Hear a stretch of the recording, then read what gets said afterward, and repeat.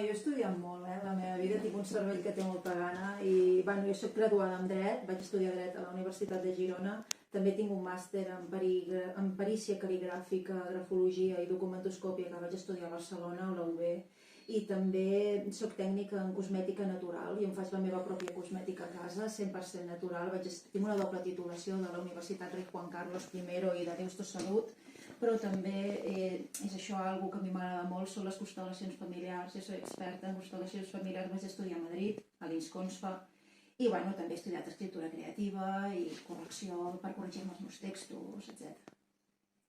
Actualment, de tota la teva formació que has realitzat, n'estàs exercint alguna? Sí, faig constel·lacions familiars i també escric. I la de cosmètica, que me faig jo, les meves cremes, els meus sèrums, tot això. Molt bé.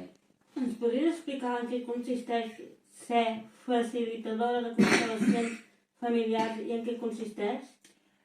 El facilitador en constel·lacions familiars és el mateix que dir constel·lador, és un altre nom. És aquella persona que guia el client en una constel·lació familiar. Les constel·lacions són uns exercicis que ens permeten descobrir què hi ha en el nostre inconscient i per què actuem d'una determinada manera, per què quelcom ens dona ansietat o per què tenim una conducta compulsiva o per què som cíclics, no? Tenim una vida cíclica, per exemple.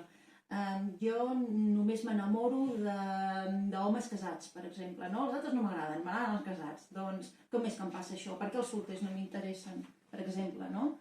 O coses que són més grans que tu no pots evitar. Per exemple, tinc moltes factures o tots els meus contractes laborals són temporals, són coses que són més grans que tu. Doncs les constel·lacions ens permeten entendre què hi ha al nostre inconscient, què ens passa, per què actuem així i ficar-hi remei. Hi haurà situacions que no es poden canviar i la constel·lació el que fa és que la persona tingui millor qualitat de vida, que pugui viure millor amb el seu destí. Estem parlant de casos de malalties, de coses que no es poden canviar, però sí que la persona tingui més qualitat de vida.